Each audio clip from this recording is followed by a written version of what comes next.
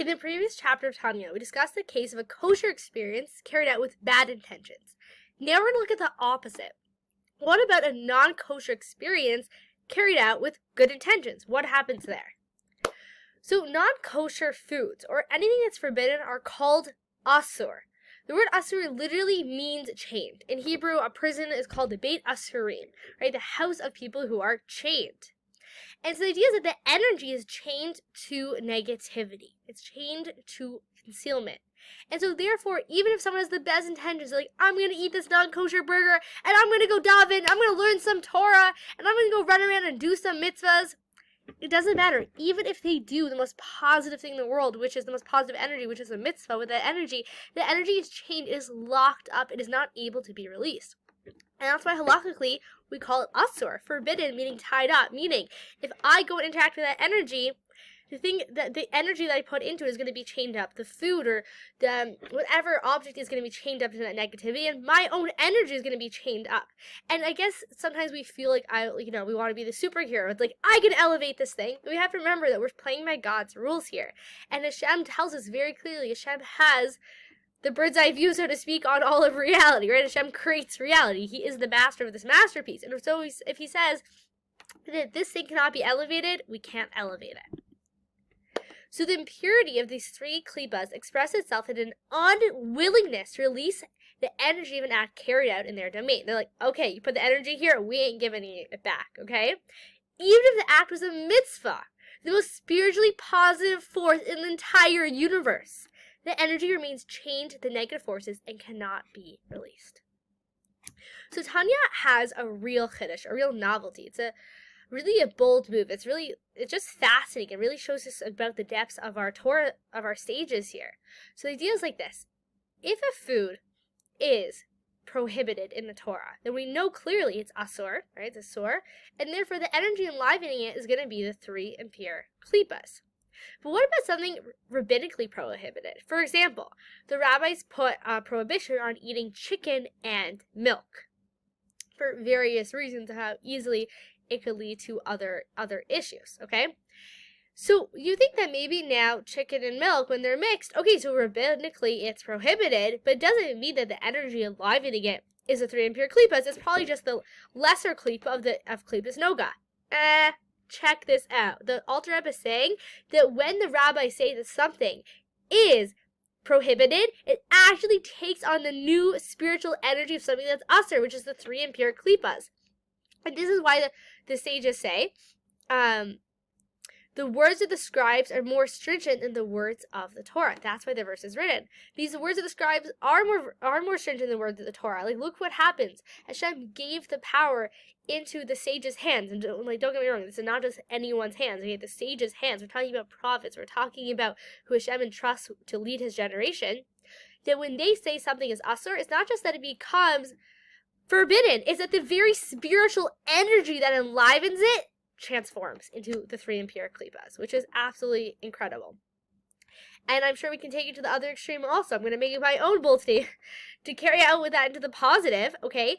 When the rabbis institute a certain mitzvah, it now actually has the energy of kedusha. It's not just klippas and noga energy. The entire energy of the thing is actually the state of holiness, which shows us that Hashem wants the Torah to be a living, breathing Torah. Hashem put into the hands of the sages the ability to actually transform spiritual reality. What's up?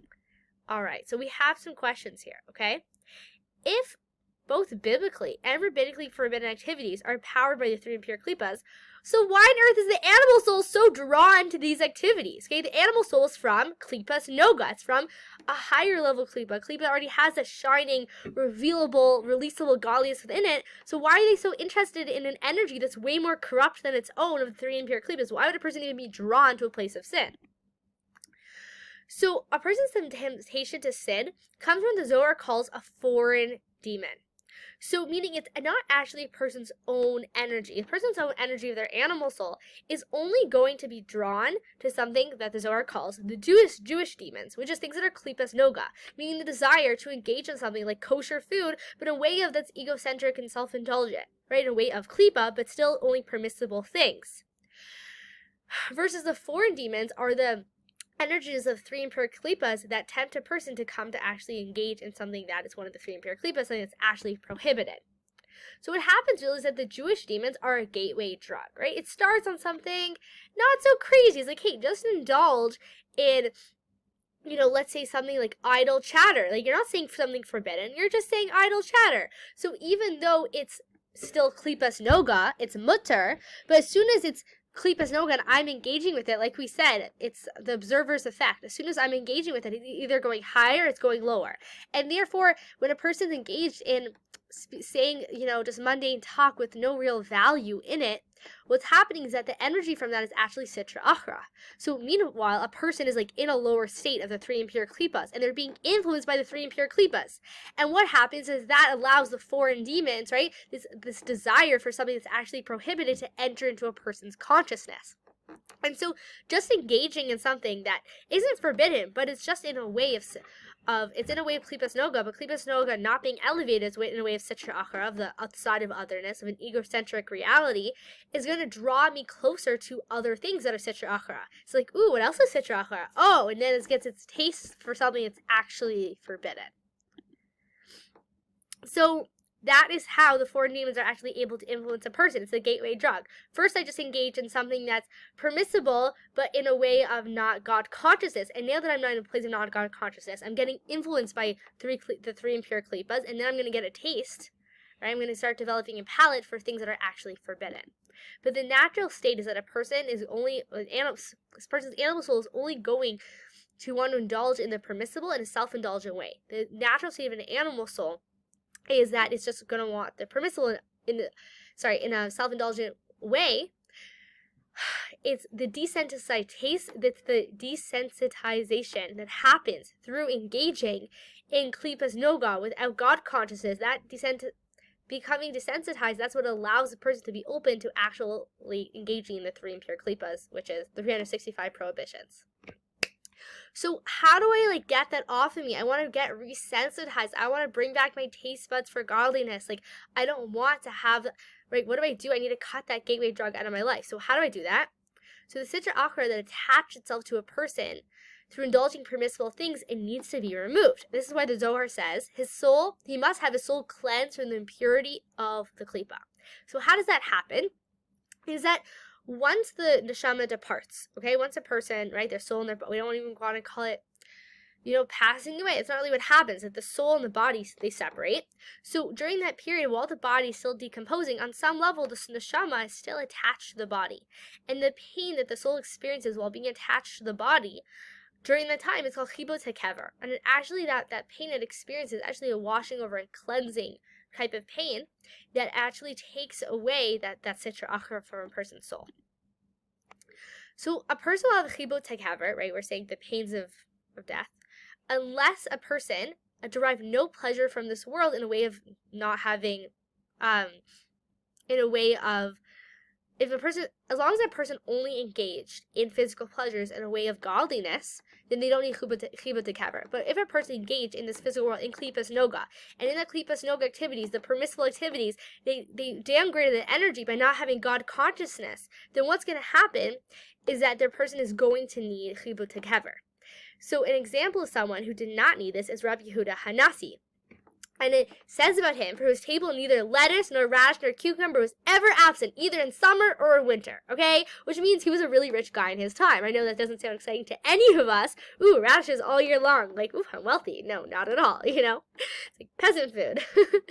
But what it shows us that it doesn't mean that a person can't have nice things. Go for the nicest things. The Rebbe says we should all be rich. Go for it, But the way it means that you're engaging in the world of pleasure. You're engaging in pleasurable things in a way for godliness. You're bringing it into the mitzvah. You're bringing it into those mitzvah goggles. You're engaging in a way of God consciousness.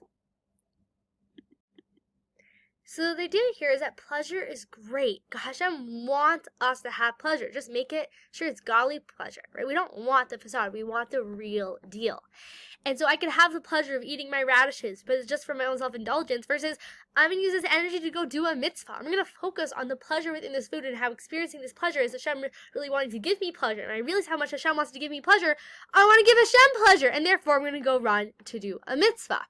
And so pleasure is always elevatable. We look at the 10 sphira, the 10 soul powers, which are reflecting the sphira. So in both our animal soul and our godly soul, the higher dimension, the keter, is pleasure, meaning pleasure is what runs a person. So either I can have the pleasure of the animal soul, or I can have pleasure of the godly soul, or the pleasure of the animal soul being influenced by the godly soul. And so pleasure is fantastic, but I want to make sure that my pleasure is connected with God's pleasure. Because when I have pleasure devoid of Hashem, God consciousness, it isn't really pleasure, and it won't ever lead to being satisfied. And that was the original chait of Adam and Chava, is that they ate from the tree and they enjoyed the fruit without bringing God into it. They left God out. Versus being able to enjoy that pleasure from a place of the mitzvah, in which case we're actually bringing God into our pleasure. Now we're going to be looking at the idea about what happens with worthless discussion, meaning this is a discussion that is devoid of any Torah content. So what happens here is that the so we're saying that when I'm involved in something that's klipas noga, it is mutter, it is permissible, but yet I'm not bringing God consciousness into it, that energy is going to be downgraded into the 3 impure klipas, and that is going to desensitize me from godliness, and it's going to leave its effect on my soul. And therefore the spiritual remedy is the soul experiencing kafakala, which is the hollow of a sling. Okay, versus forbidden discussions, right? Mockery, lashon hara, evil gossip, and slander, all these things, when a person, it actually is one of the 365 prohibitions, and therefore a person is actively engaging in the 3 impure klipas and sitra achara, the side of otherness, and therefore it needs a more serious cleansing, cannot just be the kafed kala, as we mentioned in the previous slide. It actually needs to be the experience of Gehenna. And so we need to think of Gehenna as a cleansing process, okay? Hashem loves us. Hashem wants a relationship with us. This is not punishment for the sake of punishment. This is punishment for the sake of teaching and drawing close. And like the way a parent doesn't punish their kid, their parent does whatever the kid needs to be in their ultimate state. Okay? And so this isn't just Hashem wants to be cruel. This is Hashem loves us. And if we put ourselves in a spiritually defiled situation, Hashem is going to give us the opportunity to be resensitized to godliness. So a person usually transgresses a prohibition out of warmth, right? Desire, lust, right? It's like just that craving, that overcoming fire. If I need this thing and I need it now, right? That's usually how sin happens. Whereas neglecting a positive commandment is a symptom of coolness and indifference. So therefore, in the afterlife, or in the next world, prohibitions are cleansed by a hot fire of Gehenna, right? Because the sin came in with passion, so it's going to come out through heat. And neglected commandments are healed by the cooling of Gehenna, by the idea of snow. And so this is just like the idea of koshering something, right? If something becomes unkosher through heat, it's going to become kosher through heating that vessel. And so the idea is that it isn't just punishment for the sake of punishment. It's not the idea of like sitting in jail, God forbid. It's punishment. It's really just a spiritual consequence of needing to be cleansed off in order to be able to be resensitized to experience all the beauty that we can experience in the next world. Okay, that being said, in Chabad thought, we do not focus on kibuch, purgatory of the grave, or the hollow slingshot, or Gehenna very much. We say, just worry about not being Gehenna in this world. Meaning it's very easy for a person to live hell on earth, right? Or even like if you look at the slingshot, right? What's a slingshot in this world is, am I good or am I bad? Am I good or am I bad? Am I good or am I bad? Should I do this decision, that decision, this decision, that decision? Like we can drive ourselves insane in this world. I could be in Gehenna in this world. As we're going to see, we go to Kuntres Achron, we're going to learn the whole Tanya together. We're going to get to the last book. Heaven and hell are consciousness, right? It's different levels of consciousness. So I could be in Gehenna, I could be in hell in this world through not feeling worthy, through not connecting to Hashem, through living a place of self-doubt and regret. And so more than we need to worry about Gehenna in the next world, it's good to know about it. It's part of Torah. It's very important that we know about it. But more so, worry about not being in hell in this world than worrying about not being in hell in the next world, right? Focus on living heaven in this world, bringing heaven to the world, living in a consciousness of positivity in this world. So now we're going to switch gears a moment, okay? And we're going to look at the spiritual reality of studying secular wisdom. What happens when we fill our minds with secular wisdom? So the impure faculties of the animal soul contaminates its corresponding faculty of the divine soul. So like we've established, there's chesed, there's kindness in the godly soul, and there's kindness in the animal soul. And they correspond to each other. So if I contaminate something in my animal soul, it's going to have its spiritually corresponding effect on the divine soul. So therefore, secular wisdom is more contaminating for the soul than worthless discussion. As secular wisdom contaminates the godly soul's intellectual faculties. I mean, worthless discussion, it doesn't take much thought. It's not exactly such a thought-out situation. And just like petty gossip. And therefore, it's more just contaminating my emotions. which are a lower faculty. But what's going to actually contaminate my Chachma Bina Das, my 3 higher faculties of intellect, is secular wisdom. So why is secular wisdom contaminating the intellectual faculties in one's soul? Like, what's the issue? Ego 101. All right, so this is a little bit of Kabbalah for us. In a world called the world of Tohu, this is a spiritual realm, the vessels of this world shattered, okay? And the sphirot of the backs of sacred Chachma and Bina shattered, okay? So the Chachma and Bina in that world, wisdom and understanding, the backs of them shattered. That was basically everything has a spiritual influence of the shattering of the vessels of the worlds of Tohu. There's lots of liturgy, you can read at Chabad.org, about the shattering of the vessels of Tohu. But for our sake here, we just want to understand that basically Chachma and Bina got messed up. All right, what happened is that because of this, wisdom is no longer just revealing godliness, it actually conceals godliness and leads to ego. Meaning, when learning secular wisdom, the natural tendency, because sacred wisdom and Bina were shattered, or the backs of them are shattered, is that now it leads to me feeling superior, right? I'm on an ego trip. Like, I learned that, okay, I learned it 2 seconds ago, but now I'm a genius over here, Instead of wisdom, deflating the ego and making some person humble and realizing, wow, Hashem's wisdom is so vast, it naturally leads to ego, meaning having those letters in front of my name can easily make me feel better than the person next to me. Or even just having more knowledge, experience it, it leads to haughtiness, it leads to ego. And so that's this issue of learning secular wisdom, is that the natural tendency is that it leads to ego. So basically the Greeks thought wisdom was the greatest human capacity and despised the idea of something transcending intellect. So the Greeks were like, Torah is genius. Torah is philosophy. Learn it all you want. We are nations of philosophers. Go for it. When they learned about the sphere of Keter, when we learned that we actually are doing this because we want to transcend, because we're connecting to something higher than my own limited intellect, then I'm going to do a mitzvah that doesn't make sense to my own human intellect because I believe there's actually something greater than my own human intellect. They snapped, okay? They were like, and that's when they started persecuting the Jewish people for doing mitzvahs. And mitzvahs that didn't make sense to their intellect, they immediately banned. Like, for example, bris milah. It's like, what are you doing? Why are you mutilating the human body, Hashem? Like, what are you doing there? Like, that doesn't make sense to me, and therefore I can't handle it. Versus the Jewish belief is, yeah, the bris is on the 8th day because 8th represents transcendent, right? 7 days of the week, 8 is beyond just the natural order of the world. I believe that there's something higher and more powerful than my own intellect, and it's called divine wisdom. And yes, I'd much rather be aligned with divine wisdom than my own limited human wisdom. Now, of course, Torah is something very intellectual, but if it was just to be intellectual, it would be inherently limited, as wisdom is always going to be limited. Does that mean I should never study secular wisdom again, right? I'm on the 3rd floor here. I should just chuck out all my secular books here? What exactly does that mean for my practical life, okay? So everything klipas noga. We're not saying it's a sur. We're not saying that it's a 3 impure klipas, unless you are learning, secular wisdom with 3 impure klipas, in which case it's not secular wisdom. It's just really 3 impure klipas kind of knowledge, learning about different types of okay, let's leave that for a different discussion, okay? But basically, klipas noga wisdom, meaning the ideas are not, specifically against Torah. They're just secular ideas.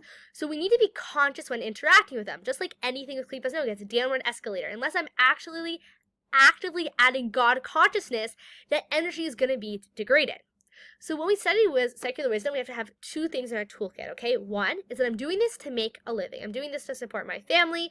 I'm doing this with intention that I'm coming here to do the mitzvah of parnas, of supporting myself and my family. Or I'm doing this in the service of God and Torah.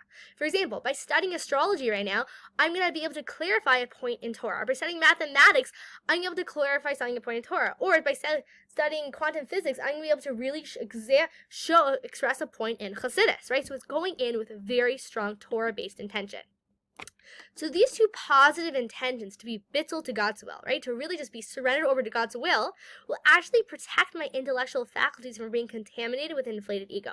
Meaning when I go into learning secular wisdom, so for the sake of, if I'm doing this because I want to glorify Hashem's Torah, right, I want to really clarify a point in Torah and make Hashem's Torah great. Or I'm doing this lishma because Hashem wants me to be able to support my family, and therefore I'm going in with that mindset. That mindset of bittul, of surrender, is going to counteract the negative tendency of wisdom to lead to an inflated ego. So if you're looking for a role model in learning secular subjects for God, right, really going in with that God-based intention, look no further, my friends. This was the reasoning of Maimonides and Nachmanides, the Rambam and the Ramban, a blessed memory, and their colleagues, who immersed themselves in secular studies. This is why they were going in, either to make a living or glorify Hashem's Torah and clarify points in Hashem's Torah through the secular studies. And if we fact check for a second, both Maimonides and Nachmanides were both doctors. So, moral of the story is knowledge can make a person feel superior to others, right? Look at me and my PhD. I got my 3 fancy letters and I'm better than you. Or allow a person to stand in humble, childlike wonder the vastness of God's wisdom, right? A person can learn quantum physics, and either it could be God is awesome! Everything is one! Oh my goodness! Wow! It makes us appreciate the truth of Torah. It makes us really appreciate what Torah says. We really are all one. Because when we learn quantum physics, you're we really are all one. Or it can make it be well, I know quantum physics. Do you? It can either be the most ego-inflating thing or it can be the most humble thing. And the difference that Tanya is telling us is the kavanah. I need to go in with a God-conscious intention. Because if it's klipas noga, if I'm not actively elevating it, it's going to bring me down. Thank you for taking the time to learn today's Tanya together.